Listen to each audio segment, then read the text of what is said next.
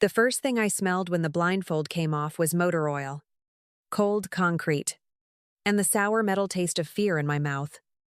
My wrists were zip-tied behind the chair, tight that every breath made the plastic bite deeper into my skin. Snowmelt from my cashmere coat had soaked through my dress, leaving a cold line down my spine that kept me awake. Across the garage, a man in a dark overcoat stood with his back to me, speaking into a phone like I was inventory. Grant was gone, and that was the part my mind kept touching before pulling away. 10 minutes earlier, he had looked at me from the driver's seat and whispered, "Trust me." Right before two men opened my door, he had not sounded angry, frightened, or sorry, which somehow made it worse than if he had screamed.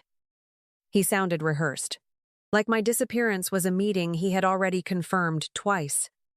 The man ended the call and turned slowly, his eyes moving over me with the calm precision of someone pricing damage. He was older than Grant, maybe late 50s, polished without looking soft, the kind of man money obeyed without being shown. His gaze passed over my bound hands, my ruined coat, my bare knees, and stopped at my collarbone. The room tightened around that pause, because he was no longer studying me like a problem. He stepped closer, and the gold-white crane pendant against my skin suddenly felt heavier than it had in 24 years. "Where did you get that?" he asked. Not to the men behind me, not to the phone in his hand, but directly to me. I looked down at the pendant my mother had fastened around my neck the morning before she vanished from my life. It was my mother's. I managed, though my voice sounded like it belonged to someone sitting farther away. His face changed so quickly that fear gave way to something colder, sharper, and more useful. He crouched in front of me, turned the pendant gently without touching my skin, and read the two tiny initials inside. "Tell me her name," he murmured, and the garage went still enough for me to hear my own pulse. I swallowed once and gave him the name I had been trained not to say too often, Etta Fairborn. The man stood so fast the chair scraped under me, and whatever transaction had been happening around my body died in that second. He opened the side door and spoke one low sentence to someone outside, and the men who had dragged me in suddenly stopped, looking bored. One of them cut the zip tie from my wrists while the older man placed my phone on the workbench just beyond reach. "My name is Cormac Bell," he, watching me flex my fingers back to life. "And whoever sent you here just made the wrong woman disappear." 3 months before Cormac Bell cut the plastic from my wrists, I was still living in Denver as the woman everyone called careful. I authenticated rare letters, estate papers, and private collection records for museums and trust offices, which meant I believed details told the truth. Grant Bexley loved saying that whenever donors asked what I did, as if my precision made him look more serious. He worked in private aviation logistics, where secrecy sounded normal. Phones stayed locked, and changing a schedule at midnight passed for business.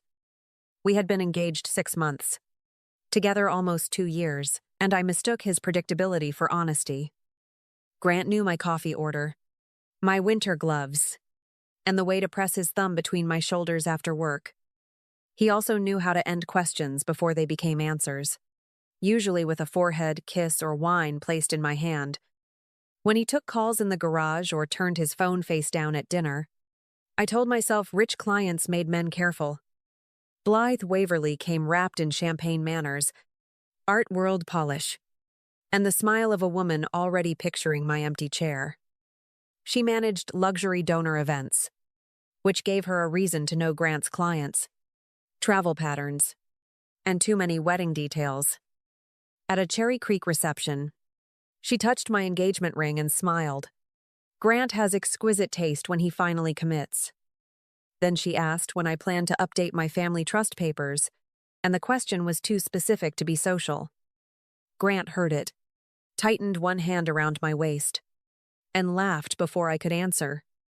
Later, when I asked why Blythe knew anything about my trust, he poured wine and murmured, "People in our circles talk too much."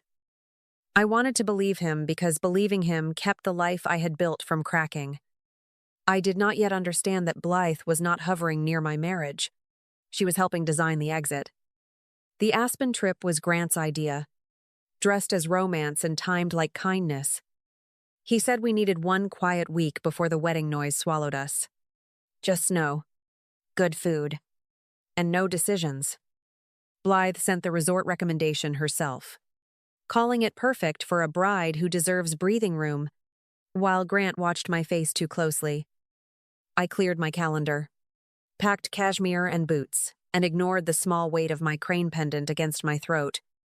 The drive west felt wrong before I had language for it, because Grant kept checking his phone every few miles. Near Glenwood Springs, he stepped away at a gas station and texted so fast his shoulders went stiff. When he came back, Blythe's name flashed across his screen with one clean preview. Once she's out. Russell signs. I did not confront him there, because panic would have taught him what to hide next. I only asked if everything was fine, and Grant smiled softly. Almost there, he murmured, sliding the phone away. Cormac Bell did not take me back into the garage after the zip tie fell from my wrists. He led me through a concrete hallway into a private office where the heat was too soft, the wood too expensive, and the silence too controlled. My phone sat on the desk between us, powered off, like he knew I wanted to grab it and destroy every advantage we had. Your fiancé didn't bring me a runaway bride, he said, opening a flat leather folder with careful hands. He brought me Etta's daughter. I wanted to reject the sentence because accepting it meant the ground under my whole life had never been ground at all. Cormac slid the first photograph across the desk, and the woman in it looked younger than my memory, but wore the same crane pendant against her throat. Beside it was a faded receipt from a Santa Fe craftsman, dated 2 months before my parents married, with Etta Fairborn's signature curled at the bottom. Then came letters addressed to me, returned again and again, with stamped lines that read, "Restricted forwarding and no authorized contact." I stared at those envelopes longer than I stared at the photograph. Because handwriting had rules, my work had trained me to trust. The slant, the pressure, the small hooked tail on the letter M matched the birthday card I had kept hidden since I was 9. Cormac did not ask me to believe him. He kept giving me paper until disbelief had nowhere clean to stand. Russell Whitcomb built a file around your mother, he said, pushing over copies of court filings, account summaries, and old attorney notes with blacked-out margins. The story inside those pages was not abandonment. It was engineering, patient and expensive, and dressed in respectable language. After my father died, Russell had described my mother as unstable, financially reckless, and unsafe around her own daughter, then paid the right people to make those words look official. He used a lawyer who pretended to represent her, restricted contact through court language she could not afford to fight, and took control of the family trust while she was still trying to prove she was sane. The deeper I read, the less my childhood looked broken and the more it looked stolen. Cormac watched my face when I reached the transfer records, because those numbers explained why Russell needed me gone now. A pending trust review would have exposed old withdrawals, altered beneficiary notes, and advisory fees that had bled quietly through accounts he controlled. Grant had not been chosen because he loved me. He had been chosen because private aviation gave him routes, aliases, and excuses no one questioned. Blythe had done more than smile near my engagement ring. She had sent the itinerary, booked the room under a shortened name, and drafted language about my emotional instability before I ever left Denver. Only then did I ask the question that mattered, and my voice came out flat enough to frighten even me. Did Grant know what he was doing? Cormac looked at the file instead of softening the answer. He knew enough to be guilty, he replied, and when he added that Blythe knew more, something in me stopped trying to grieve them separately.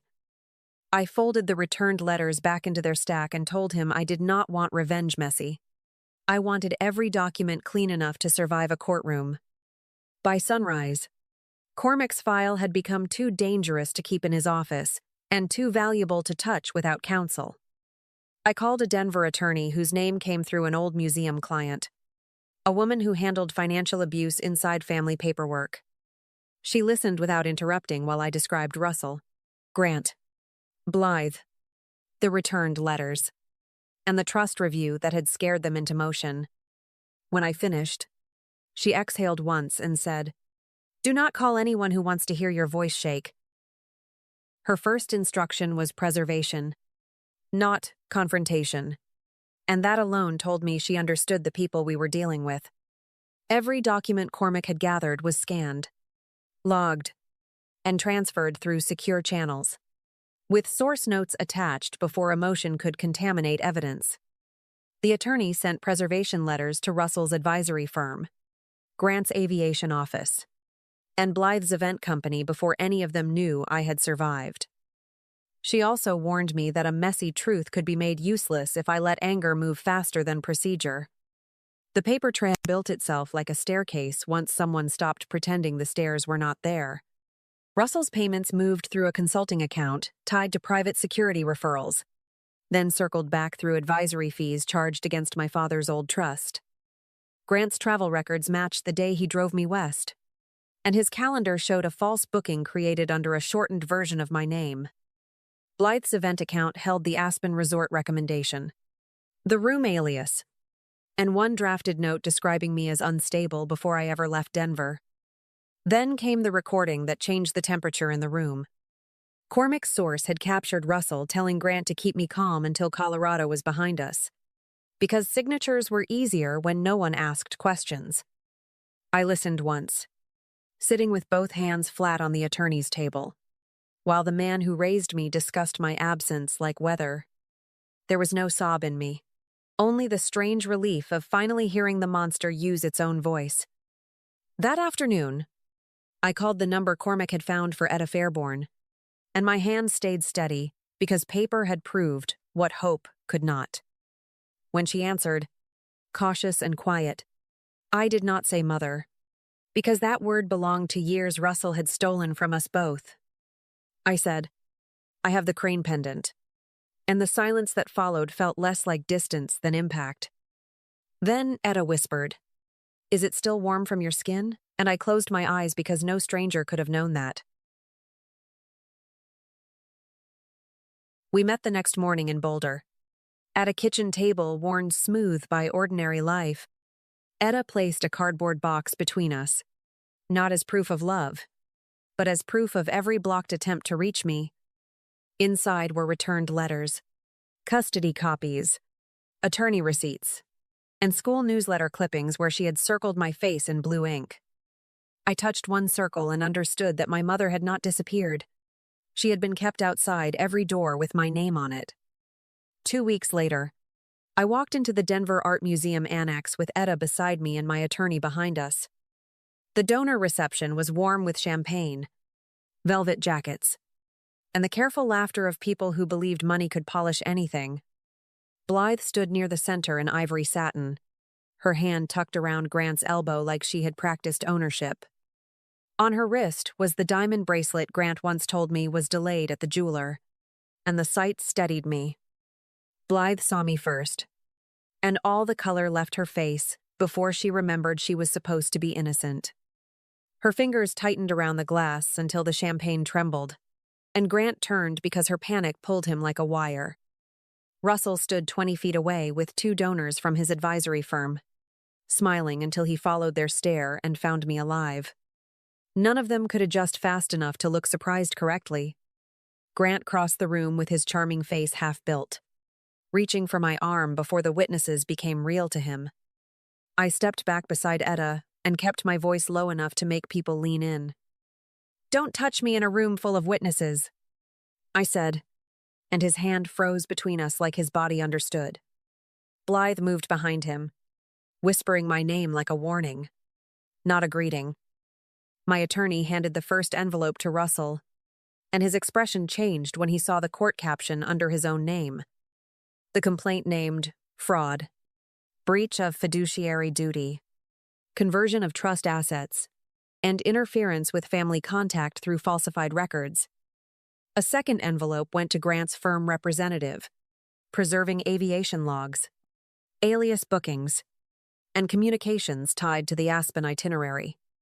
A third went to Blythe's employer, preserving event invoices, resort arrangements, and the note she drafted calling me unstable before the trip began.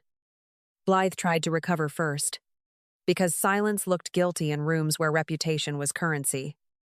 "Maris has been under serious stress," she murmured, turning toward the donors as if concern could still pass for innocence. Etta set her cardboard box on the nearest cocktail table, opened it, and placed one returned letter beside Blythe's champagne. "That word already cost me my daughter once," Etta said, and nobody in that circle moved. Russell lowered his voice and told me I was embarrassing the family, which would have worked when I was trained to protect his version of us. I looked at the bracelet on Blythe's wrist, the envelope shaking in Grant's hand, and the letter Etta had carried for 24 years. "No," I answered, calm enough to hear the room turn silent. "I'm documenting it." By the time we left, the donors were stepping away from liability, not gossiping toward scandal. Grant's aviation contact refused his call in front of him. Blythe's director took her badge before dessert, and Russell stood alone beside untouched champagne. No one needed private humiliation or dirty secrets to understand what had happened. The documents did what screaming never could, and every door they had counted on began closing while they watched. The civil case did not give us a perfect ending, but it gave us a recorded one, and that mattered more. Russell Whitcomb resigned from his advisory firm before the partners could vote, though everyone in Denver understood resignation was only the prettier word. The trust accounts he controlled were frozen, audited, and corrected under court supervision, with sealed admissions strong enough to restore Etta's name.